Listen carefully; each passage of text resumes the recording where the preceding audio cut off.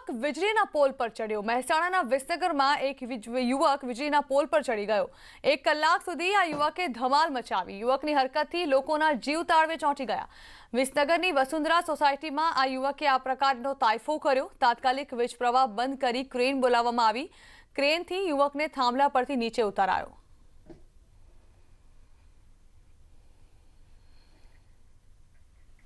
સુરતના કરજણમાં એટીએમમાં ચોરીની ઘટના સામે આવી। એટીએમમાંથી 12.56 લાખની ચોરી થઈ। સુરત જિલ્લા કોઓપરેટિવ બેંકનું એટીએમ હતું।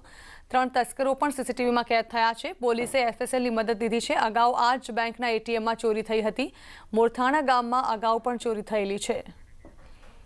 તો એટીએમમાંથી ચોરી કરનાર આ શખ્સો જે છે તે કેમેરામાં કેદ થઈ ગયા છે। સીસીટીવીમાં તેઓની તસવીરો સામે આવી ચૂકી છે, જેને આધારે પોલીસે તપાસ હાથ ધરી છે। બીજી વખત આ પ્રકારે ચોરીની ઘટના અહીંથી સામે આવી છે, ત્યારે શું તે શખ્સોનો હાથ આ ચોરીમાં છે કે પછી અન્ય કોઈ ટોળકી સક્રિય થઈ છે તે વિશે પોલીસ તપાસ કરી રહી છે। 24 કરોડના લોન કૌભાંડમાં ધરપકડનો સિલસિલો શરૂ થયો। અમદાવાદનો ઠગ દીપક રાજપૂત પકડાયો છે। રામજી રાઠોડ નામનો શખ્સ પણ ગિરફ્તમાં। વડોદરા પોલીસને મોટી સફળતા હાથ લાગી। લોનના નામે 24 કરોડની છેતરપિંડી કરાઈ। 1.47 લાખ મહિલાઓ સાથે છેતરપિંડી થઈ। ગુજરાત, રાજસ્થાન અને એમપીમાં આ પ્રકારે ઠગાઈ કરવામાં આવી હતી। મહિલા દીઠ 1700 રૂપિયા ઉઘરાવી છેતરપિંડી કરાઈ। યુનિટી ફાઉન્ડેશનની નામે સંસ્થા ઊભી કરવામાં આવી હતી અને સરકારની વિવિધ લોન અપાવવાના બહાને ઠગાઈ કરવામાં આવી હતી।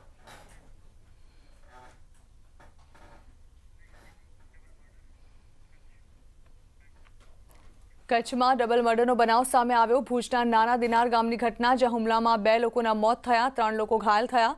જૂની અદાવતમાં આ હુમલો કરવામાં આવ્યો હતો। ઘાયલોને ભુજની હોસ્પિટલ ખસેડવામાં આવ્યા છે। ભુજ પોલીસે તપાસ શરૂ કરી છે।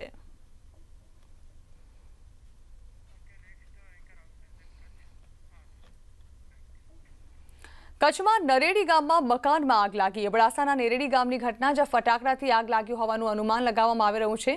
બપોરના સમયે ઘરમાં આગનો બનાવ સામે આવ્યો, જો કે સ્થાનિકોએ આગ પર મેળવ્યો હતો કાબુ।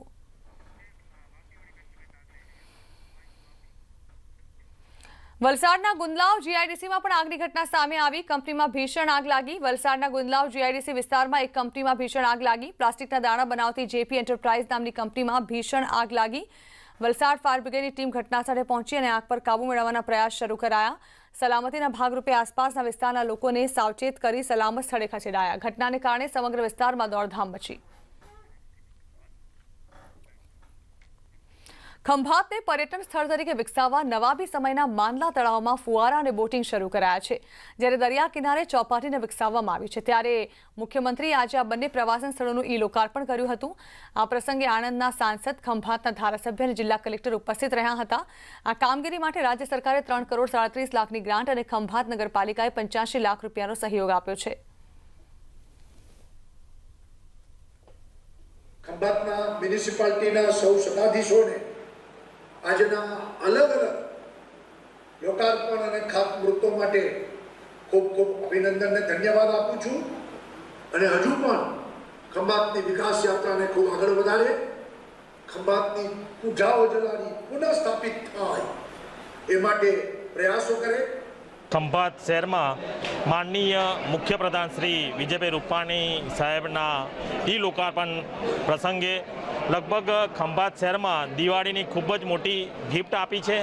લગભગ તળાવનું બ્યુટિફિકેશન કરવામાં આવ્યું છે તથા દરિયા કિનારે એક કૃત્રિમ પોન્ડ બનાવવામાં આવ્યો છે અને દરિયા કિનારે બાળકોને રમવા માટે હોય, વોકિંગ પાથ હોય, 2 કિલોમીટર રસ્તો છે, ત્યાં પણ લાઇટિંગ કરવામાં આવ્યું છે। ખંભાત નગરપાલિકા દ્વારા ખંભાતની પ્રજાજનો માટે હરવા ફરવાનું સ્થળ એક ચોપાટી જેવું વિકસાવવા માટે અને પ્રવાસન તરીકે પણ એનું આયોજન થાય તે શુભ હેતુથી ત્યાં દરિયા ઉપર પણ આપણે બેટરસ બોલ કરી છે। ત્યાર પછી રમતગમતના સાધનો મૂક્યા છે। ત્યાર પછી પાર્કિંગ ઝોન મૂક્યું છે। ત્યાર પછી કૃત્રિમ તળાવ ઊભું કર્યું છે। ત્યાર પછી ત્યાં ફૂડ ઝોન બનાવ્યો છે અને બાગ બગીચા બનાવ્યા છે। વડોદરાના રાવપુરા વિધાનસભાના ધારાસભ્ય અને વિધાનસભાના અધ્યક્ષ દ્વારા યોજાયું સ્નેહ મિલન। રાવપુરા વિધાનસભા વિસ્તારનું સ્નેહ મિલન યોજાયું, જ્યાં વિધાનસભા અધ્યક્ષ અને ધારાસભ્ય રાજેન્દ્ર ત્રિવેદીએ કાર્યકરોનું મોં મીઠું કરાવ્યું। કાર્યકરોને દીપાવલીની શુભેચ્છા પાઠવી। ગરીબ બાળકો કેટલાક કાર્યકર્તાઓ કેટલાક જરૂરિયાતમંદોને મીઠાઈ પણ પહોંચાડી છે। એક એવો પ્રયાસ છે કે સમાજના એ વર્ગને પણ આ દિવાળીના દિવસોમાં અને કોરોના પછીના કાળમાં કે જ્યારે કે એમને આવકને ધક્કો પહોંચ્યો છે એવા સંજોગોમાં એમની ખુશીની અંદર વધારો કરવા માટે જ્યાં બને ત્યાં અમે અને અમારા કાર્યકર્તાઓ મદદરૂપ થયા છે। અને હવે વાત કરીએ દીપાવલી પર્વને લઈને।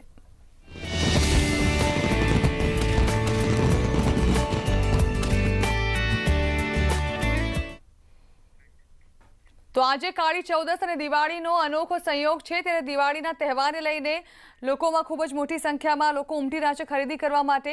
આ તરફ સરહદ પર તૈનાત સેનાના જવાનો જેમના થકી આપણે દરેક પર્વ શાંતિ અને ઉલ્લાસના માહોલ સાથે ઉજવીએ છીએ। જવાનો પોતાના ઘર પરિવારને છોડીને દરેક પર્વ દરેક તહેવારના મિલો દૂર સરહદ પર તૈનાત હોય છે, ત્યારે સૈન્યના જવાનોને સરહદ પર પરિવાર જેવું વાતાવરણ ઊભું થાય અને તેઓ સરહદ પર દિવાળીના પર્વની ધામધૂમપૂર્વક ઉજવે તે માટે કચ્છના સાંસદે કચ્છની સરહદની તમામ સીમા ચોકી પર જવાનોને દિવાળીની શુભકામનાઓ સ્વરૂપે મીઠાઈનું વિતરણ કર્યું। દેશની સંવેદનશીલ ગણાતી સીમા પૈકી કચ્છની સરક્રિક અને રણ સરહદ પર ફરજ બજાવતા બીએસએફના જવાનોની બીઓપી પર સાંસદ વિનોદ ચાવડાએ મીઠાઈ મોકલવાની સાથે જ નવા વર્ષે જવાનોને શુભેચ્છા પાઠવી।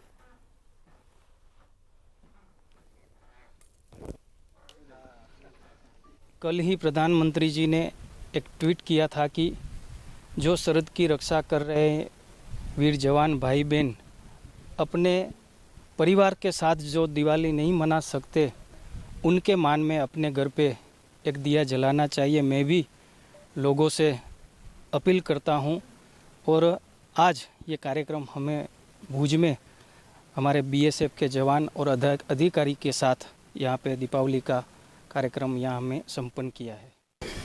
चाहे दीपावली हो या होली हो, सबसे पहले अपने देश की सुरक्षा के लिए हम भर्ती हुए थे, तो उस समय हमें बताया गया था, ट्रेनिंग दी गई थी, तो उसमें बताई गई थी, तो उसके लिए हम हमेशा तत्पर रहते हैं और अपने जो काम हमें दी जाती है उस काम को करते हैं, चाहे पर्व कोई भी हो। પંચમહાલ જિલ્લાના હાલોલ તાલુકાના અરાદ ગામના ખેડૂતોની દિવાળી આ વર્ષે સુધરી છે। અહીંના ખેડૂતો ગલગોટાના ફૂલની ખેતી સાથે સંકળાયેલા છે। આ વર્ષે કોરોના મહામારી વચ્ચે અન્ય પાડોશી રાજ્યોમાંથી ફૂલોનો પાક નિષ્ફળ જતા માર્કેટમાં અહીંના ફૂલોના ખેડૂતોને પોષણક્ષમ કહી શકાય તેવા ભાવ મળ્યા છે। ફૂલોના ભાવ ઉંચકાતા હાલ બજારમાં પણ હાર અને ફૂલ બમણા ભાવે વેચાઈ રહ્યા છે। અરાદ ગામમાં રાજ્યમાં સૌથી વધુ ગલગોટાના ફૂલોનું ઉત્પાદન થઈ રહ્યું છે। આ વર્ષે પાડોશી રાજ્યમાં વધુ વરસાદને કારણે ફૂલોની ખેતી નિષ્ફળ જવાથી માર્કેટમાં ત્યાંથી ફૂલોની આવક થઈ નથી, જેનો સીધો ફાયદો ગુજરાતના ખેડૂતોને થયો છે। આ વર્ષે હાલ દિવાળી દરમિયાન ફૂલના ભાવ બમણા થઈ ગયા છે। આ વર્ષે અંદાજિત 2 કરોડ રૂપિયાના ફૂલનું સિઝનમાં વેચાણ થઈ ચૂક્યું છે। અરાદ ગામમાં ખેડૂતો માટે સરકારનો આત્મનિર્ભર પ્રોજેક્ટ પણ લાભદાયી બન્યો છે। જે સામાન્ય હાર વેચતા હતા એ અત્યારે 20માં કરી દીધો છે અને જે ભરાવદાર હાર વેચીએ છીએ એ સીધો 40માં કરી દીધો છે। સાહેબ, આત્મા પ્રોડક્ટના માર્ગદર્શન હેઠળ ઘણી એવી સારી ખેતી અમારા અરાદ ગામમાં થઈ છે। આ વખતે કોરોનાના લીધે બહારની આવક બંધ થતાં અરાદની અંદર ફૂલોની એવી ઘણી ડિમાન્ડ છે અને ગઈ સાલ કરતો પણ આ વખતે ડબલ અમને ભાવ મળી રહ્યા છે। 20 વર્ષથી અમે આ લાખ ફૂલોની ખેતી કરીએ છીએ અને અમે શરૂઆતમાં બિયારણ રતલામથી એ બાજુ નાસિકથી બધે લાવતા હતા, તો એની અંદર અમને ઘણું મોંઘું પડતું હતું। થોડા સમયથી અમે અમારી જાતે દર ઉછેરનું ચાલુ કરી દીધું છે અને એમાં અમને સારો એવો બેનિફિટ પણ મળે છે અને છોડનો વિકાસ પણ સારો એવો અમારી જમીનમાં છોડ પણ સારા એવા થાય છે, ફૂલોનું ઉત્પાદન પણ ઘણું સારું એવું મળે છે। કોરોના મહામારી વચ્ચે પંચમહાલ જિલ્લાના અરાદ ગામના ખેડૂતોની દિવાળી સુધરી ગઈ છે। એનું મૂળ કારણ જો જાણવા જઈએ તો હું આપને દ્રશ્યો બતાવવા માંગીશ કે અહીંના જે ખેડૂતો છે હાલ બાગાયત ખેતી સાથે સંકળાયા છે, જેમાં પણ જે ગલગોટાના જે ફૂલ છે તેની ખેતી સાથે સંકળાયેલા હોવાથી હાલ બજારમાં જે ફૂલોની માંગ વધી છે, તેમજ સાથે સાથે જે અન્ય રાજ્યોમાંથી ફૂલો આવતા હતા ત્યાં પાકનું ઉત્પાદન નહીં થવાથી આ વર્ષે જે અરાદ ગામના ફૂલ છે તે બોમ્બે અને વિવિધ રાજ્યોમાં જઈ રહ્યા છે, જેને લઈને ખેડૂતોને જે પોષણક્ષમ ભાવ કહી શકાય છે ડબલ ભાવ મળી રહ્યા છે, જેને લઈને ખેડૂતોને ખૂબ જ ફાયદો થયો છે। આ સાથે સાથે જ ખેડૂતો હાલ અત્યાર સુધીમાં 2 કરોડથી વધુ રૂપિયાના પણ ફૂલોનો નિકાસ કરી ચૂક્યા છે, જેને લઈને ખેડૂતો હાલ ખૂબ ખુશહાલ જોવા મળી રહ્યા છે। રાજેશ જોશી, ન્યૂઝ 18 ગુજરાતી, પંચમહાલ। તો અમદાવાદમાં ગુજરાત પ્રદેશ કોંગ્રેસ કાર્યાલય પર દિવાળીની વિશેષ પૂજા કરાઈ। કોંગ્રેસ કાર્યાલય પર પ્રથમવાર દિવાળી પૂજન કરાયું। કોંગ્રેસ પ્રદેશ અધ્યક્ષ અમિત ચાવડા અને કાર્યકરો પૂજામાં જોડાયા। સાથે જ કાર્યકર્તા અને નેતાઓ અગાઉ રાજીવ ગાંધી ભવન ખાતે દિવાળી પૂજાથી નથી થઈ। કાર્યાલયના પ્રવેશ પર દ્વાર પર આસોપાલવનું તોરણ પણ બાંધવામાં આવ્યું। આજે બધાએ સાથે મળીને આજે કોંગ્રેસ ભવન ખાતે પૂજા કરી છે। દરેકનો એક જ ભાવ છે કે ગુજરાતના તમામ 6.5 કરોડની જનતાનું કલ્યાણ થાય, તમામ લોકોને સર્વ સુખોની પ્રાપ્તિ થાય, તમામ સમસ્યાઓમાંથી એમની મુક્તિ મળે અને આ મહામારીને મંદીના સમયમાં સૌને એક જાતનું જીવતદાન મળે, શક્તિ મળે અને આગળ વધવાની તક મળે એવી પ્રાર્થના અને કામના સાથે આજે વિધિવત પૂજન અર્ચન કરવામાં આવ્યું છે। અને હવે વાત કરીએ પ્રધાનમંત્રીની જવાનો સાથે દિવાળીની। अगर हमें आजमाने की कोशिश की फिर तो जवाब भी उतना ही प्रचंड मिलेगा।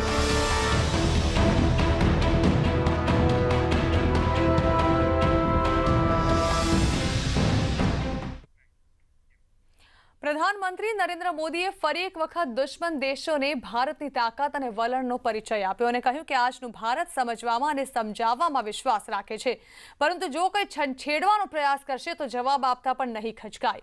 સતત 7મા વર્ષે પ્રધાનમંત્રી મોદી દેશના બહાદુર જવાનો સાથે સરહદ પર દિવાળી ઉજવી રહ્યા છે। રાજસ્થાનના જેસલમેર સરહદે આવેલી ઐતિહાસિક લોંગેવાલા ચોકી ખાતે તેઓએ જવાનોને સંબોધન કર્યું અને તેમનું મનોબળ વધારવા પ્રયાસ કર્યો। સાથે જ જવાનોને ભરોસો આપ્યો કે 130 કરોડ દેશવાસીઓ હંમેશા તેમની સાથે ઊભા છે।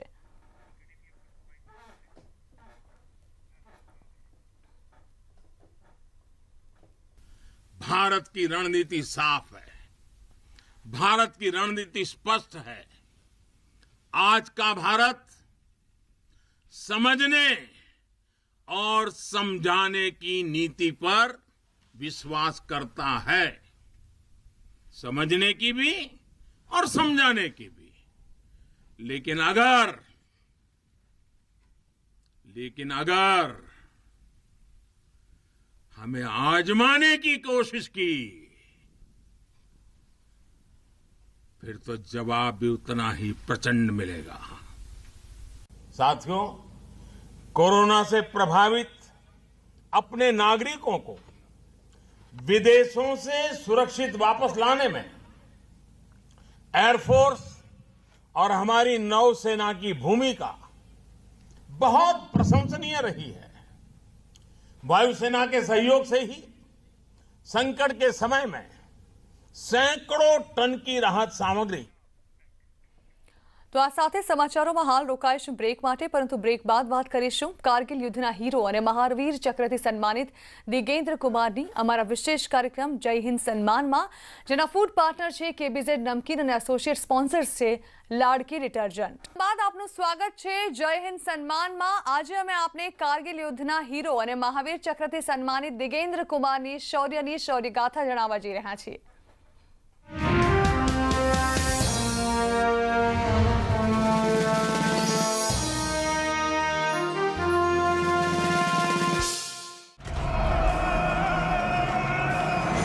કારગિલ પર પાકિસ્તાને 1999માં હુમલો કરવાનો દુસ્સાહસ કર્યો। પાક સૈનિકોએ દરેક ટોચ પર ગોળા બારૂદનો મારો કરી કબજો કરી લીધો।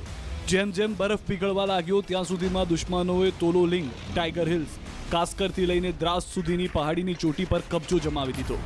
તોલોલિંગ પર કબજો પરત લેવા ભારતીય સેનાએ 2 વાર પ્રયાસ કર્યા, પણ અનેક સપૂત શહીદ થયા, છતાં કબજો ન થઈ શક્યો, જેને લઈને પાકિસ્તાની સૈનિકો ભારતીય સેના પર અટ્ટહાસ્ય કરી રહ્યા હતા। આ તમામની વચ્ચે એ સમયના થલ સેના અધ્યક્ષ જનરલ વીપી મલિકે તોલોલિંગની દુશ્મનો પાસેથી પાછું લેવા માટેની જવાબદારી સેકન્ડ રાજ રાઇફને સોંપી દીધી। સેકન્ડ રાજ રાઇફમાં ઘાતક કમાન્ડોની એક કોબ્રા ટીમ હતી, જેના નામથી જ આતંકીઓ કાપી જતા, જેમાં નાયક દિગેન્દ્ર કુમારનું નામ સૌના હોઠ પર હતું, જેમણે ઘણી બધી વખત પોતાની કાબિલિયતને સાબિત કરી હતી। 12 जून को हम 18 ग्रेनेड लिए और मेरे साथियों ने खूब ग्रेनेड हथियार में से लेके 12 जून की रात को हमने अटैक मारा उस तोलोलिंग के ऊपर। 31 મે 1999 સુધી ભારતીય સેનાનો તોલોલિંગ પર હુમલો નાકામ રહ્યો। 60 સૈનિકોની શહાદત છતાં ભારતીય સેનાના હાથ ખાલી હતા। આ દરમિયાન કર્નલ રવિન્દ્રનાથે નાયક દિગેન્દ્ર કુમારને 10 કોબ્રા ટીમ સાથે દુશ્મનોને જડબાતોડ જવાબ આપવા કહ્યું। અંદાજિત 250 જવાનોની સાથે કોબ્રા ટીમને લઈ દિગેન્દ્ર કુમાર નાપાક પાકને જવાબ આપતા 12 જૂનની અંધેરી રાત્રે નીકળી પડ્યા, જેમાં કંપની કમાન્ડર મેજર વિવેક ગુપ્તા પણ સામેલ થયા। ગુપ્તાને અધિકારીઓ નીચેથી જ નજર રાખવાના આદેશ આપવા કહ્યું, પરંતુ આવી પરિસ્થિતિમાં તેઓ પોતાના સાથીઓને એકલા મોકલવા તૈયાર ન થયા અને તેમની સાથે જ આગળ વધવાનું નક્કી કર્યું। આ કોબ્રા ટીમનું નેતૃત્વ કરી રહ્યા હતા નાયક દિગેન્દ્ર કુમાર। भारत माता के लिए सर्वोपरि बलिदान दिया उन मेरे साथियों ने। सूबेदार बाबूलाल भाखर, सूबेदार सुमेर सिंह राठौड़ और सीएचएम यशवीर सिंह, हवलदार सुल्तान सिंह नरवारिया, नायक चिमन, नायक सुरेंद्र, लैस नायक बच्चन और राइफलमैन जसवीर सिंह और मेरे कंपनी कमांडर मेजर विवेक गुप्ता, जिन्होंने बहुत बड़ा बलिदान दिया था उस तोलोलिंग पे। अकेले दिगेंद्र ने तोलोलिंग नहीं जीती, मेरे साथियों ने दुश्मन को धूल चटाई थी। उन्होंने 30 उनके खूंखार कमांडो थे, उनको मौत के घाट उतारा, लेकिन वो भगवान को उनकी जरूरत थी। उनके कई गोलियां लगी थी, 20 गोली लगने के बाद में वो मुझे हमेशा ले छोड़ के चले गए। રાત્રે 8:30 વાગે આમને સામનેની લડાઈ શરૂ થઈ। પાકિસ્તાનની 5 નાર્ધન લાઇટ ઇન્ફેન્ટ્રી સામે ભારતના કોબ્રા કમાન્ડો ઘાતક સાબિત થયા અને કવર ફાયરમાં હતા ભારતના સેંકડો જવાન। આખી રાત લડાઈ ચાલી। એકલા દિગેન્દ્ર કુમારે જ 48 પાક સૈનિકોનો ખાત્મો કર્યો, સાથે જ દુશ્મનના 11 બંકરને નેસ્તો નાબૂદ કર્યા। પરંતુ આ તમામની વચ્ચે દિગેન્દ્ર કુમારના 9 સાથીઓ વીરગતિ પામ્યા। खुद नायक दिगेंद्र कुमार ने 3 गोली वागी। रात को हमने अटैक मारा उस तोलोलिंग के ऊपर। अटैक मारने के पहले बैंकर को मैं बर्बाद करूंगा, तो बाबूलाल भाखर बोलता है दूसरे को मैं करूंगा, सुमेर सिंह राठौड़ बोलता तीसरे को मैं, मेजर गुप्ता बोले मैं। ऐसे हम सबके सब डिटेल होने के बाद में हम उस तोलोलिंग के ऊपर अटैक मारा 12 जून 1999 की रात को। और जैसे ही हम गए दुश्मन के बैंकर के नज़दीक गया मैं, तो उस बैरल ऐसे गन लगी हुई थी, तो उसमें मेरे को पता नहीं था इसमें गन है, वो काला पत्थर सा दिखाई दे रहा था। मैंने जैसे उसके ऊपर हाथ मारा और दुश्मन की गन मेरे हाथ में आ गई। गन में आते ही मैंने अपनी तरफ फायर करा, तो पहले गोली यहाँ लगी है और 3 गोली मेरे सीने में लगी है। ये इस प्रकार से ये 3 गोली लगी, और ये गोली लगने के बाद 2 गोली मेरे AK-47 में लगी, वो भी मेरे हाथ से छूट गई। और छूटते में मैं मेरे मालिक तने मेरा हथियार खोज लिया, मैं एक योद्धा हूँ। तो भगवान ने मुझे सद्बुद्धि दी और मैंने ग्रेनेड निकाला और पिन काटी और उसका लीवर आज़ाद करा और ग्रेनेड अंदर ठोक दिया। ऐसे अंदर जैसे ही अंदर ठोका, ठोक दे बड़ाम दे फटिया, ग्रेनेड निकालूं अंदर ठोकूं, बड़ाम दे बैंकर बर्बाद। दूसरा तीसरा ऐसे करते करते सुबह तक दुश्मन के 11 बैंकर उड़ा दिए। એક તરફ 3 ગોળીઓ શ્વાસ રોકી રહી હતી, તો સાથે જ લોહી પણ વહી રહ્યું હતું। આ ફાયરિંગ બાદ જ્યારે ભારતીય સેના રીઇન્ફોર્સમેન્ટ સાથે પહોંચી, ત્યાં સુધીમાં તોલોલિંગ પર દિગેન્દ્ર કુમારે પાકિસ્તાની મેજર અનવર ખાનની ગરદનમાં તિરંગો ફરકાવી દીધો હતો અને તેઓ બેહોશ હાલતમાં હતા। દિગેન્દ્રને હેલિકોપ્ટરથી દ્રાસ લાવવામાં આવ્યા અને ત્યાં શ્રીનગરની હોસ્પિટલમાં સારવાર શરૂ કરવામાં આવી। જ્યારે તેમની આંખ ખુલી તો તેમની સામે દેશના પ્રધાનમંત્રી અટલ બિહારી વાજપેયી હતા અને તેમના શૌર્યને બિરદાવતા તેમને ભારત સરકારે 15 ઓગસ્ટે મહાવીર ચક્ર આપવાની ઘોષણા કરી। 26 જાન્યુઆરીએ તેમને રાષ્ટ્રપતિ ભવનમાં સન્માન આપવામાં આવ્યું।